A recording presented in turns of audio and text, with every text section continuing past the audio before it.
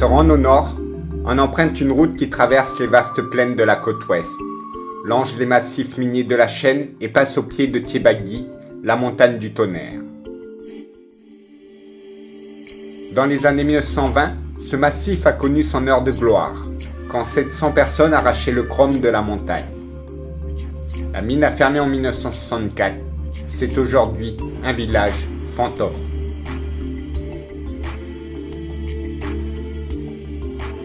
Au bout de cette route qui serpente entre les collines balayées par le vent, se situe Point Gamme, à l'extrême nord de la Nouvelle-Calédonie.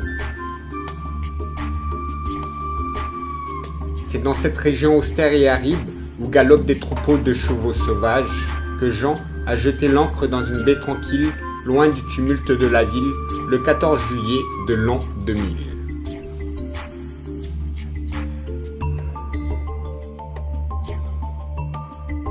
Né en 1948 dans le Limousin, il passe une enfance heureuse. De nature rêveuse, son esprit vagabonde déjà sous d'autres latitudes.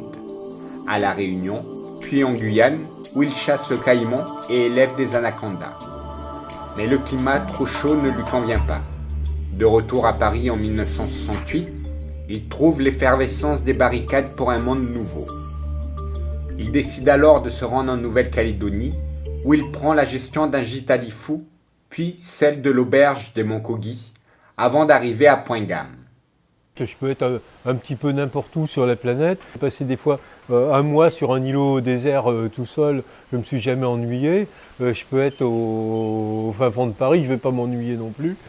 Par contre, j'aime bien vivre sur des endroits qui sont sympas, comme Point Gamme, où il y a des belles vues, où il y a des beaux sites. J'ai bien aimé. J'aimais bien le Monkogi à Nouméa, j'aimais bien Lifou quand j'étais au bord de mer à Coimalagne, là-bas.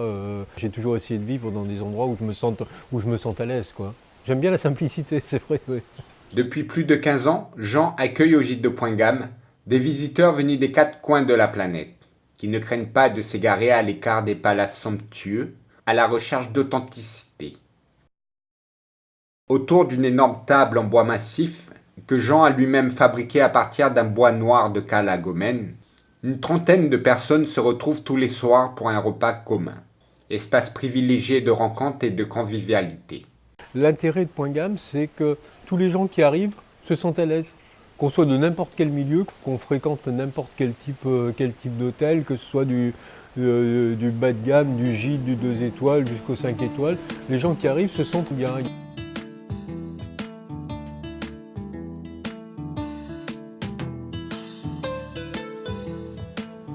Dans la végétation autour des bungalows, des gnomes facétieux veillent à un accueil bienveillant. Face à la mer, les visiteurs peuvent se rafraîchir et s'ébattre à marée basse, dans une piscine d'eau de mer. Un circuit de randonnée avec un sentier botanique leur permet également de se promener à pied dans les collines, d'y découvrir la flore et les innombrables oiseaux et papillons qui y prolifèrent, ainsi que la vue à 360 degrés sur les baies et les îlots du Grand Nord, Balabio, Yandé, Yengeban.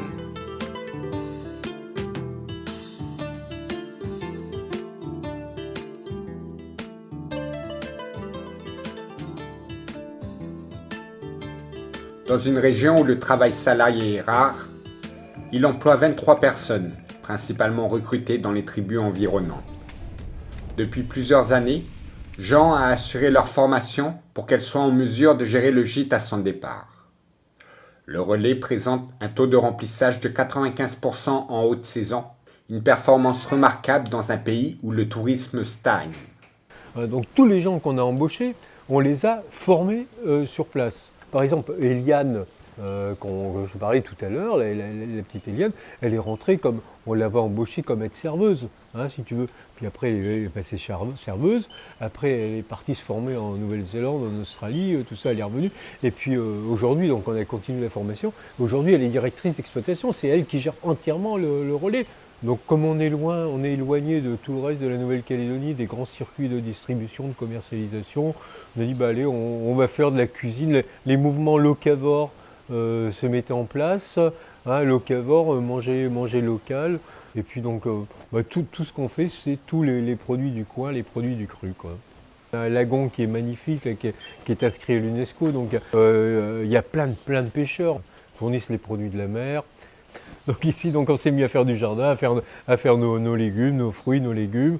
Donc on a un grand potager quand même, hein, parce qu'il faut par exemple, il y a 3 ans, je crois, j'avais fait le point dans l'année, on a passé presque 8 tonnes de papaye dans l'année quand même. Hein.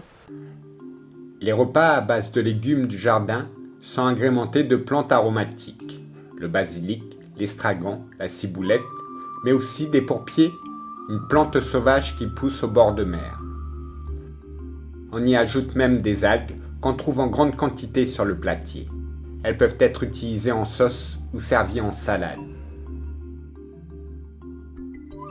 En Nouvelle-Calédonie, les algues ne font pas l'objet d'une forte consommation, et pourtant, leur valeur nutritive est unanimement reconnue.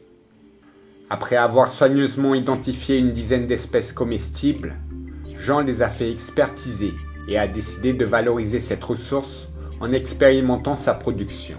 C'est ce qui est sympa d'ailleurs, c'est ce que j'aime bien, c'est quand on fait quelque chose, quand on apprend, on teste, on regarde. Là pour le moment on faisait la commercialisation uniquement avec le sel, où on faisait le sel aux algues, c'est-à-dire qu'on mélangeait la poudre d'algues, les petits morceaux d'algues, les algues broyées avec le sel. Et là maintenant on va lancer carrément la commercialisation.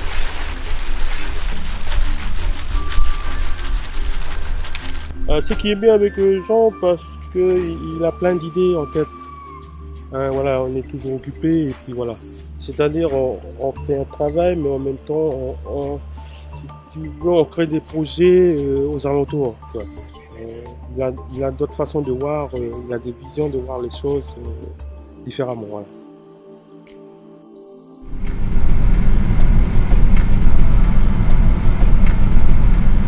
À l'époque où la conservation des aliments nécessitait de grandes quantités de sel, la Nouvelle-Calédonie disposait de plusieurs marais salants qui sont aujourd'hui laissés à l'abandon avec la généralisation de la congélation. Les salines de Caux renouent avec les traditions des paludiers d'autrefois. On en tire annuellement 40 tonnes de gros sel et 1 tonne de fleurs de sel. De nombreux oiseaux trouvent refuge dans le marais salant de la baie de Caux. En particulier, une espèce assez rare d'oiseaux migrateurs venant d'Australie, le canard cygne. Tu peux voir de la fleur de sel en formation.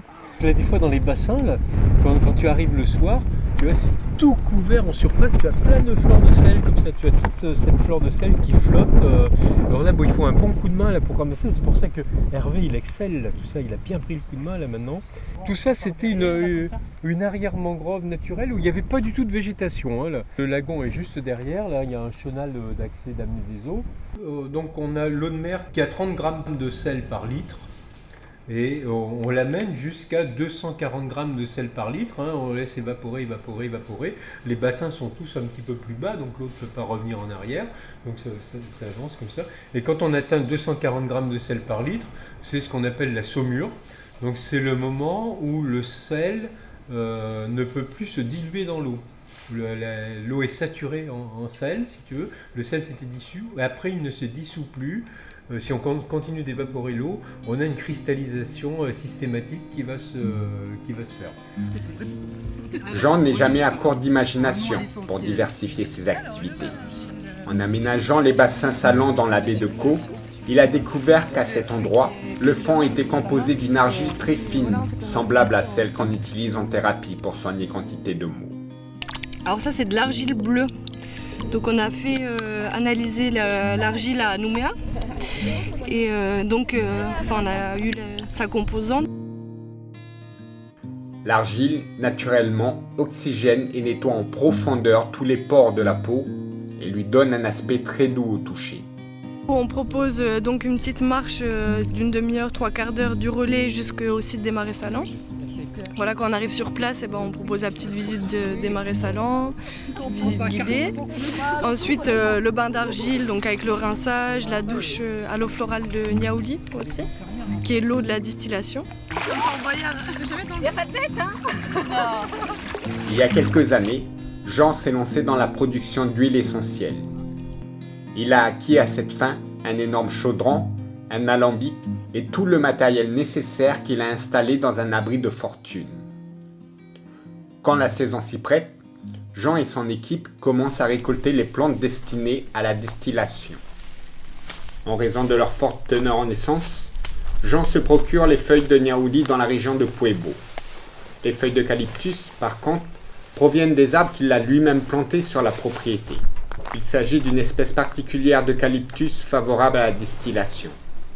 Il lui arrive également de distiller du lantana, de la bruyère locale et du vétiver.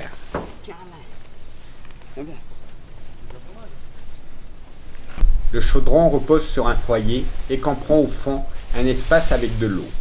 Les feuilles ou autres végétaux destinés à la distillation sont chargés par le haut, dans la cuve. L'eau portée à ébullition produit de la vapeur qui traverse l'épaisse couche des végétaux, se charge en essence avant d'être recueillie par un serpentin dans un dispositif où s'effectuera la séparation entre l'eau et l'essence. Il faut environ 15 tonnes de feuilles pour produire 5 à 10 litres d'essence. Alors, ce qui coule là, c'est l'huile qui est mélangée à l'eau, qui vient de se recondenser, la vapeur qui vient de se recondenser dans le condenseur, et circulation d'eau froide à l'intérieur. Là, on a l'huile et l'eau qui tombent dans le vase florentin. L'huile étant plus légère que l'eau, va flotter en surface, elle va se mettre en surface, et en dessous, c'est l'eau florale. L'eau florale, issue de la distillation, est utilisée pour le nettoyage des bungalows, le lavage du linge, le fer à repasser, le bain et la douche, pour donner une odeur parfumée. Dans le processus de distillation, tout est réutilisé.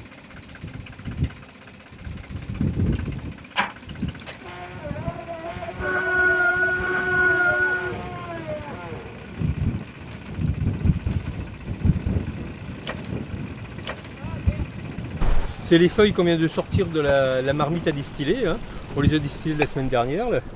Et là, on les sort et on les pose comme ça sur le terrain. Donc ça va nous servir à deux choses.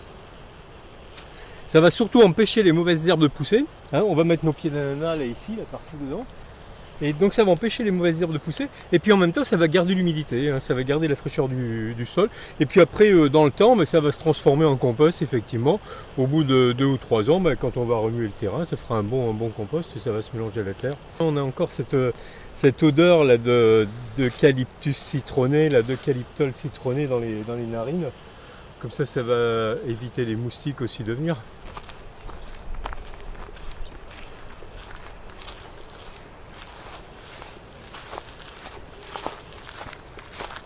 On a 3 planches d'ananas là.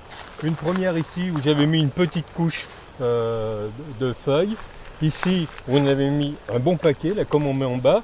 Et puis là où on n'avait pas mis du tout, celle-ci, là, celle qui est là, pardon, là comme ça tout en longueur. Et tu vois, c'est complètement envahi par les herbes là pour aller nettoyer ça. C'est énorme. Alors que ici, là, puis on a eu des ananas qui étaient magnifiques. Il y en a encore un, il y en a un qui est en train de pousser là. Celui-là, là, il est joli, la montée de l'ananas qui vient de demain, il sera 2 fois plus gros là. Et là on a récolté, là on en a ramassé, mais sur la planche on a fait 150 kg d'ananas quoi. Le sel, les huiles essentielles et les algues alimentaires, produits de façon artisanale à point gamme, font figure de produits d'exception, recherchés par une clientèle avertie. Solidement enraciné dans le terroir du Grand Nord, Jean a parfois du mal à résister à l'appel du large. Pour réaliser ses rêves, il n'est jamais à court d'imagination. À l'aide de matériel de récupération, il a construit en quelques mois, avec son ami Thibaut, un radeau solaire, le Dawa Écolo. Une embarcation propulsée par des moteurs électriques sur batterie, alimentée par des panneaux photovoltaïques. Au mois de novembre 2016, ils ont réalisé un tour de Calédonie en 77 jours, en faisant escale sur 77 îlots du lagon. Ce périple a été pour eux l'occasion de rencontrer des gens, de les sensibiliser à la nécessité de ne pas jeter de déchets à la mer et aussi de promouvoir les énergies renouvelables. Le pays a beaucoup misé sur le développement de la mine et de la métallurgie, souvent au détriment d'autres activités économiques. Mais c'est un secteur aujourd'hui sous perfusion et les emplois y sont maintenus grâce à l'intervention massive des pouvoirs publics. En marge de ce développement industriel effréné, étroitement dépendant du grand marché mondial, des femmes et des hommes courageux et persévérants ont démontré que la Nouvelle-Calédonie recèle d'autres ressources et que d'autres voies sont possibles. Alors c'est déjà un sacré monsieur qui a un parcours assez incroyable, qui est énormément dans le partage. Enfin voilà, depuis que je suis arrivé, j'apprends au quotidien avec lui. Et du coup, voilà, ce qu'il aime, c'est te donner des idées, enfin en tout cas faire réveiller des idées qu'il y a dans ta tête. Et toi, tu te lances dedans et puis au final, il va te dire, bah voilà, maintenant c'est toi qui as les cartes en main et à toi de gérer ton projet. Donc du coup, il te laisse dans l'autonomie, mais il est toujours quand même derrière pour te guider. Et en tout cas, ça m'a beaucoup appris avec lui. Ben Jean, je le connais depuis l'an 2000. En 2000, quand il est revenu de Congy, il s'est installé à Point-Gamme, il a géré c'est à la demande de M. Dumais qu'il est venu gérer le gîte de Point-Gamme. Et comme je suis le propriétaire clanique, voilà, et puis il avait demandé de travailler avec lui. Jean a insufflé une âme à ce lieu déshérité. En valorisant les ressources locales, il a impulsé à Point-Gamme, depuis plus de 15 ans, un art de vivre exemplaire qui repose sur le respect de la nature et la solidarité entre les hommes. Il a ouvert dans le Grand Nord les voies d'une sobriété heureuse.